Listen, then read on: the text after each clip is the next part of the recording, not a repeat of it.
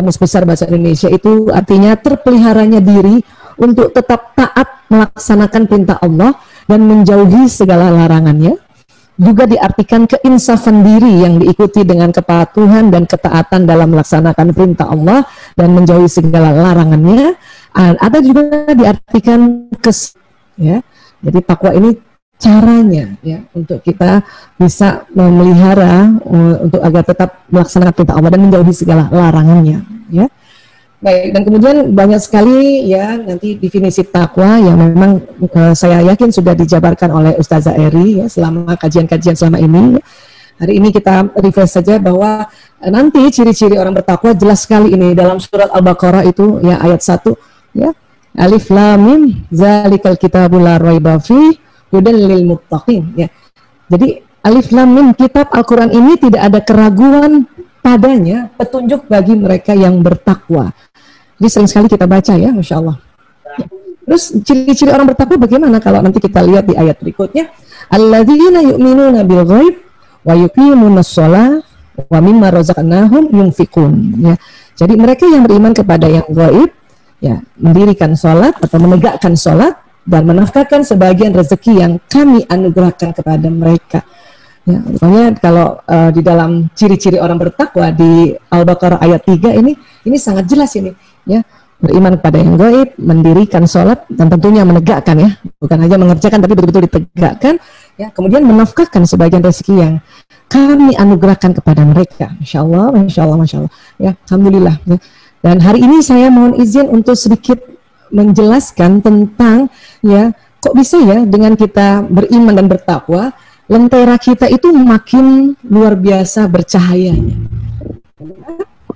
Bisa jadi mungkin kajian-kajian ini, kajian hari ini saya sudah sempat ceritakan juga pada pertemuan sebelumnya atau pada sahabat-sahabat filah yang tadi saya juga lihat ada beberapa yang hadir di sini ya, pernah mendengarkan juga seminar sebelumnya ya. Tapi dengan mengulang-ulang insya Allah kita semakin paham insya Allah.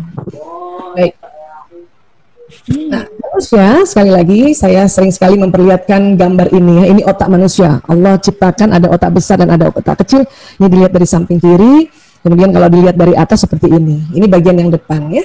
Kemudian jadi ada belahan kanan dan ada belahan kirinya.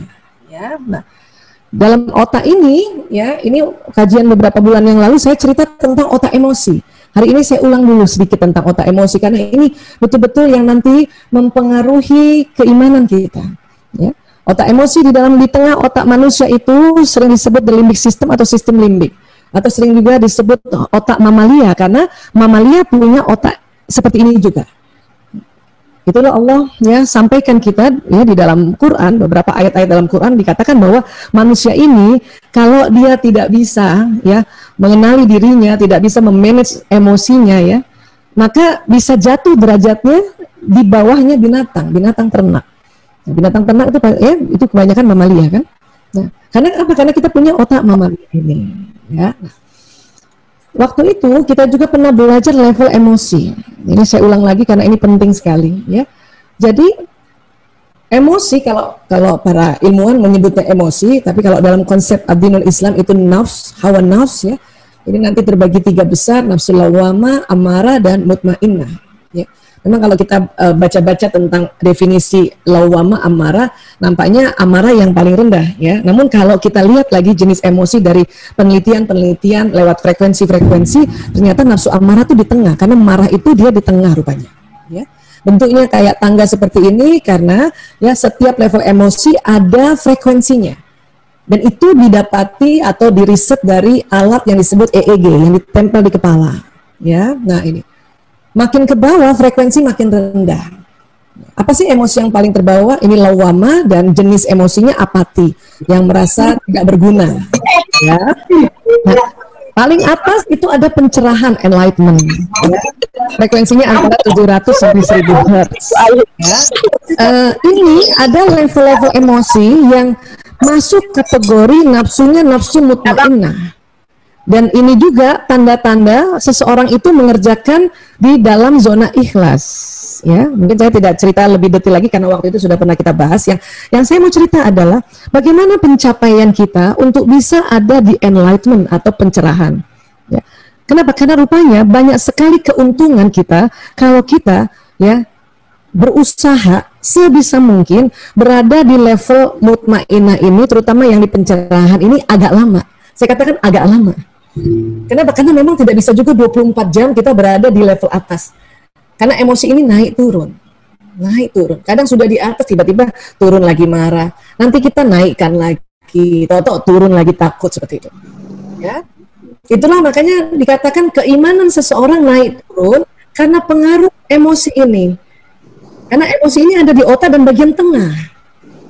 Dan biasanya pada saat kita kalau terlalu lama di bawah ini, ya takut terus jatuh sampai jatuh terlalu bawah, ini kita lupa bahwa ya Allah Maha segalanya. Itu tadi keimanan kita turun.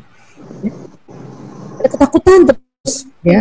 Kita lupa kalau Allah Maha melimpah, kalau Allah Maha memberikan kesembuhan, ya. Adapun memang kalau saat ini kita diminta mengikuti protokol kesehatan, ya, karena itu memang ya diminta oleh Allah untuk ayo patuhlah sama kondisi sekarang ini. Gitu. Jadi tidak semerta-merta kita jalan keluar saja tanpa mengikuti protokol kesehatan, apalagi kalau sudah mulai berumur, kemudian ya punya penyakit-penyakit komorbiditas. Bahkan sekarang ya statistiknya yang terlihat apa? Masih muda pun ya bisa kena virus COVID dan bisa juga parah kondisinya, ya. Dan untuk itu makanya kita berusaha selalu naik ke atas. Nah, yang untuk pencerahan ini ternyata untuk masuk ke pencerahan itu adalah dengan ya membaca Al-Qur'an, ya, plus terjemahannya. Itu tadi betul banget itu di ayat 1 itu ya.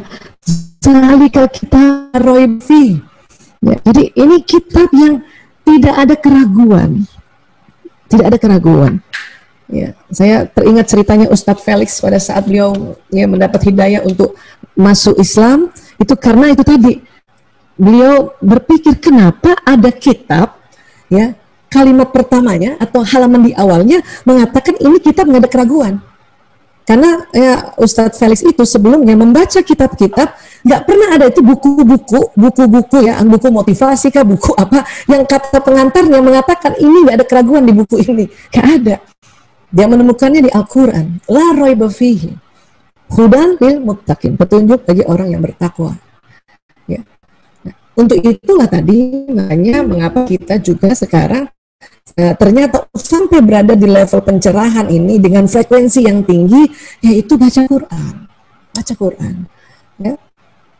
Bu Aisyah, saya sudah bisa alhamdulillah sehari 1 juz. Alhamdulillah ya Allah, Bu. Ya, saya turut bahagia buat semua yang sudah bisa seperti itu. Bu Aisyah, saya baru bisa 1 hari 1 page atau ain to ain ya gitu. Ya, Masya Allah, itu juga luar biasa sudah bisa seperti itu. Ditambah juga baca terjemahannya. Ya. Bu Aisyah, saya baru sempatnya 1 hari 1 ayat, tapi sudah pakai juga terjemahannya, sudah bisa direnungi. Wah, Masya Allah, one day one ayat. Ya, itu juga luar biasa daripada tidak sama sekali. Ya. Saya beberapa hari ini sangat bergembira dapat Quran besar ya. Maklum mata sudah mulai rabun ya. Kalau baca Quran yang terlalu kecil kadang-kadang udah pakai kacamata plus juga masih belum bisa baca, kadang-kadang dibuka terjauh kayak gini. Ini juga sunat semua ya.